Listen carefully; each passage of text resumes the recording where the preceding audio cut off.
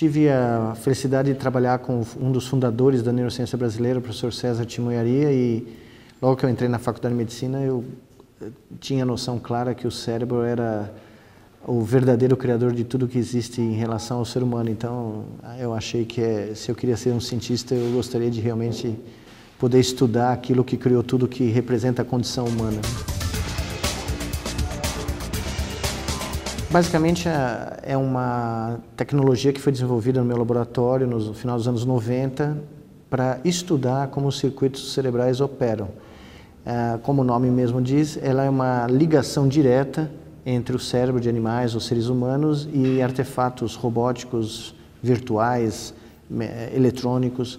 Basicamente, a gente conecta a atividade elétrica produzida do cérebro desses animais ou seres humanos com esses sistemas artificiais, de tal maneira que o usuário pode controlar os movimentos desses robôs, vamos dizer assim, só pensando, sem necessidade de mexer o próprio corpo. Nós começamos com ratos, depois fizemos em macacos, mas nos últimos anos nós temos usado, não só o meu laboratório, mas laboratórios no mundo inteiro, têm usado interfaces cérebro-máquinas em pacientes, por exemplo, pacientes com algum dano do sistema nervoso central para tentar induzir uma melhora de funções ou recuperação de funções.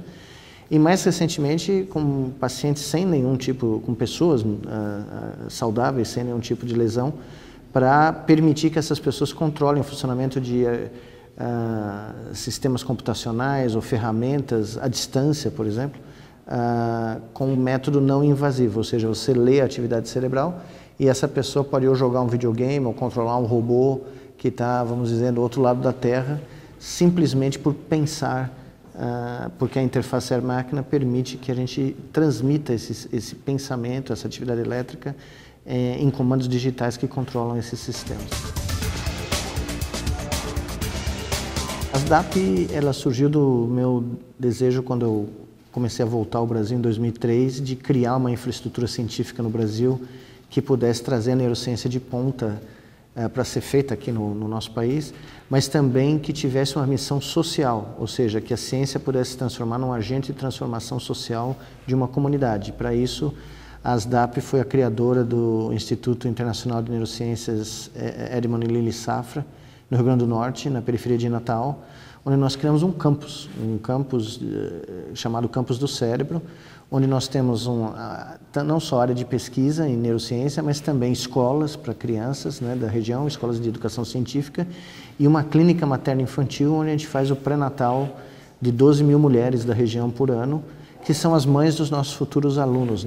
Então nós criamos o primeiro projeto educacional no mundo, que começa no pré-natal da mãe do aluno e vai até o pós-doutorado. E hoje a SDAP é responsável pelo projeto Andar de Novo. Foi algo que surpreendeu o mundo inteiro e a SDAP foi a entidade que patrocinou e realizou toda essa coordenação desse projeto.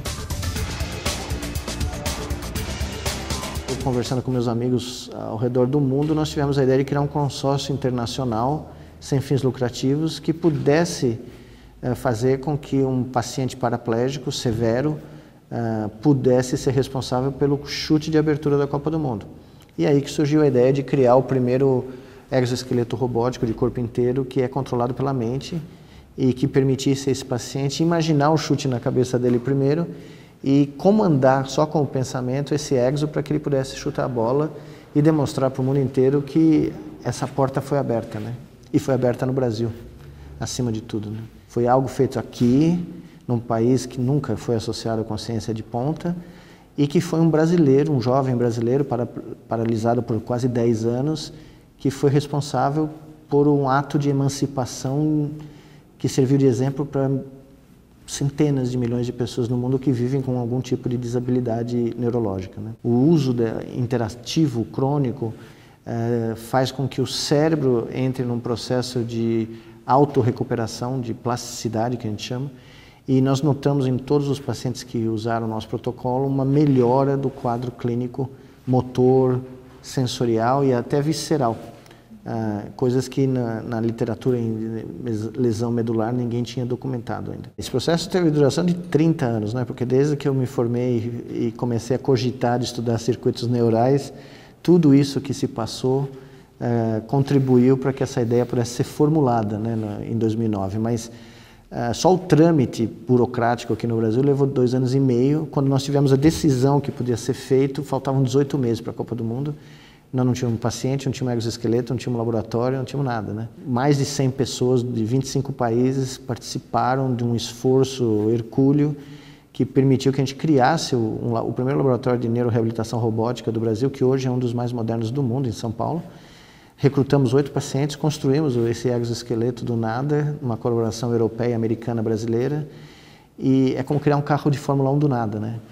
E o mais divertido é que o carro de Fórmula 1 andou, o projeto continuou, nós continuamos não só com os 8 pacientes originais, mas nós ampliamos para 20 pacientes, reproduzimos os resultados originais e temos agora a ambição de expandir para o mundo todo, né? Nós estamos conversando com parceiros do mundo inteiro para levar o protocolo que foi desenvolvido para a Copa do Mundo, para treinar pacientes nesse protocolo em vários lugares do mundo, para criar um dos maiores estudos clínicos em paraplegia da história.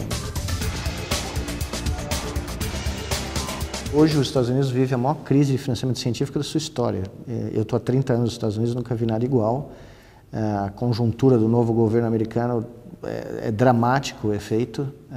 A gente tem talvez a pior crise da história da ciência americana nos últimos 60 anos, mas evidentemente você está falando de uma sociedade que muito cedo, no final do século XIX, decidiu que a ciência seria o seu passaporte para transformar o seu país numa potência econômica, né? Então é muito difícil você competir com uma visão de sociedade que tem como ponto de vista a construção de uma nação e contra um país onde os esforços científicos são esforços heróicos de pessoas brilhantes, mas que não tem um agregado de um projeto de nação. O Brasil nunca teve um projeto de nação e pelo visto vai demorar muito para ter. Então é muito difícil você fazer essa comparação. Talento humano, não há dúvida nenhuma que nós temos tanto quanto ou melhor do que qualquer outro país do mundo. Eu não tenho a menor dúvida disso. O que nós não temos é o propósito, a determinação, a coragem e a organização necessária para ter um projeto nacional científico. Eu acho que os desafios da ciência no mundo atualmente é convencer a sociedade mundial que ela serve para alguma coisa. Porque boa parte da sociedade no mundo tem dúvida se vale a pena gastar dinheiro com ciência. E eu acho que o drama dos cientistas no mundo todo é sair dos seus laboratórios, sair das suas catedrais de marfim e descer no nível da sociedade e explicar por que a ciência é importante. Por que ela é relevante? Porque ela tem chance de trazer o bem comum para milhões de pessoas no mundo afora. E porque ela é melhor do que outras alternativas que são postas em pé de igualdade ou hoje em dia até mais relevância. Porque a sociedade, não só aqui, né, no mundo inteiro hoje, eu vejo, ela pela precariedade do processo de educação científica que existe no mundo inteiro, a sociedade está perdendo esse vínculo com a ciência. Meu orientador dizia o seguinte, porque tem tanta empáfia, tanta arrogância no meio acadêmico, ele dizia o seguinte, se você não conseguir explicar para o pipoqueiro do estádio de futebol o que você faz como cientista, o que você faz não tem relevância nenhuma. E eu aprendi desde cedo que é muito importante traduzir para o pipoqueiro do estádio o que você faz, né? E ouvir o feedback dele. E ultimamente, toda vez que eu falo com o pipoqueiro se sente maravilhado e me dá boas ideias do que fazer. Então, eu acho que é muito importante que a gente desça desse nosso salto alto, né, acadêmico e dialogue com a sociedade, porque afinal de contas é ela que paga a conta, né?